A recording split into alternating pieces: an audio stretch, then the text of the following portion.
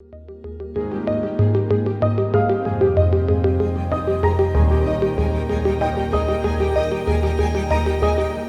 everyone, and I'd like to welcome you all to episode 2 of our McGill and Partners video series, Open Book, where we invite industry and market leaders to discuss current trends and debate on topics and events affecting both the insurance market and more broadly.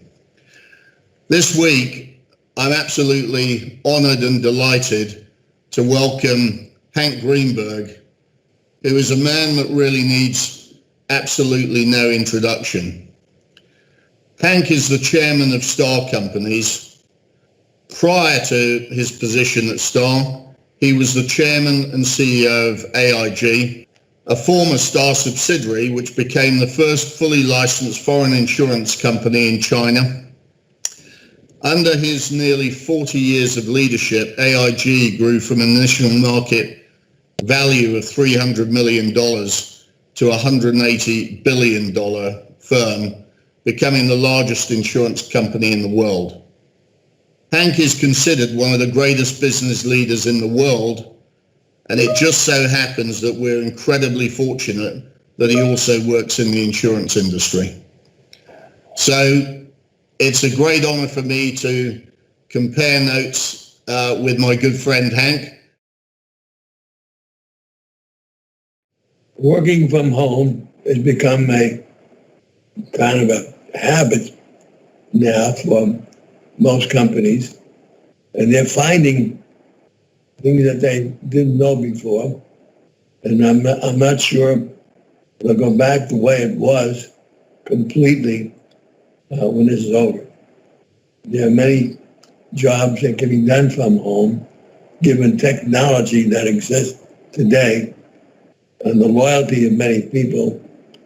You can cut down the space you're occupying in large, expensive buildings. And that's going to be reflected very shortly, I believe, in the industry. I went to England. I was there a year before the invasion, and I was training others besides having been trained myself. I spent a year doing that. I promoted very quickly.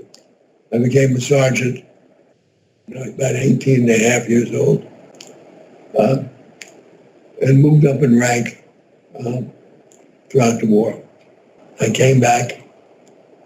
I stayed in the reserves. I was commissioned in the reserves. I needed the money when I was going to school, which I did.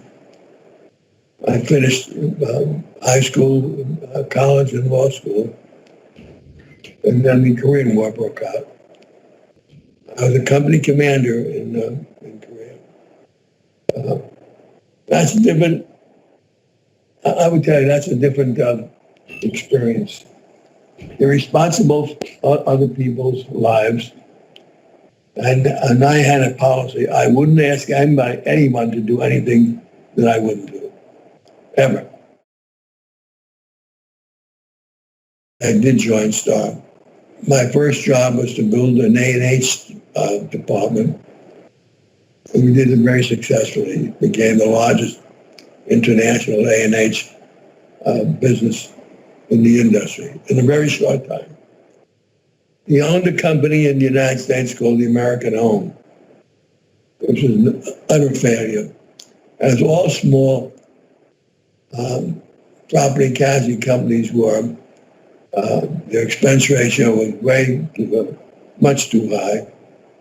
The automobile business was terrible. They were one of many of the same. And he urged me to take the job of running it.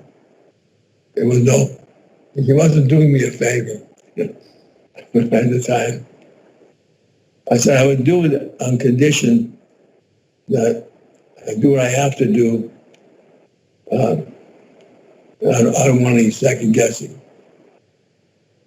He said, okay, you have the authority to do it. I reinsured out the entire business of the Continental Insurance Company. Got rid of all the agents and started business with brokers only, large commercial risk. I hired a half a dozen guys from London who understood that business. We were off and going. So we did, that did very well. We bought then the New Hampshire Insurance Company, which is part of the AIU family. That was a good company. And I started several others, and we built what became known as AIG. I left the CV Star and Company out of AIG. I kept it on its own, not doing anything. And we built AIG, as you pointed out, the largest insurance company in history. What China has developed amazingly, it's grown enormously, and more online business is done than any other country. So if you're selling insurance, you can do it online. You don't have brokers or agents for that class of business. They can work with you, but so we're starting a new operation very shortly. I wish I could go to China right now, but I can't because of the illness. I have a lot of friends in China, and it's a two-way street. I've seen enormous change in China. Now, the problem going forward, obviously, is China's aspirations politically is to control a lot more than they currently do. China is now the second largest economy in the world. And it's come on very quickly when you think about it. And President Xi is he is determined to expand China in the areas that influenced 150 years ago. It's worth billions of dollars today. We built it by making contributions out of our business since we were privately held, and by investing wisely. And one of the things I found out, when students graduate from medical school, they have debt of about $100,000. So they're spending the first number of years to try and pay their debt off. So we put a plan in for the Star Foundation this year to pay the tuition for medical school for all the students at Cornell. The students love us, obviously, and they can spend more time studying. They'll be better doctors when they come out. They don't have debt overhanging them. I'm glad we're able to do it. Well, Hank, you've been incredibly generous with your time today. I really appreciate comparing notes with you. I just wanted to thank you for your leadership, not only in the insurance industry, but on the world stage. I'd like to thank you for your mentorship throughout my entire career. And most of all, I'd like to thank you for my friendship with you. It's been a great journey together with you, and we've got lots to do going forward. Yes, we do. I agree with everything you've said.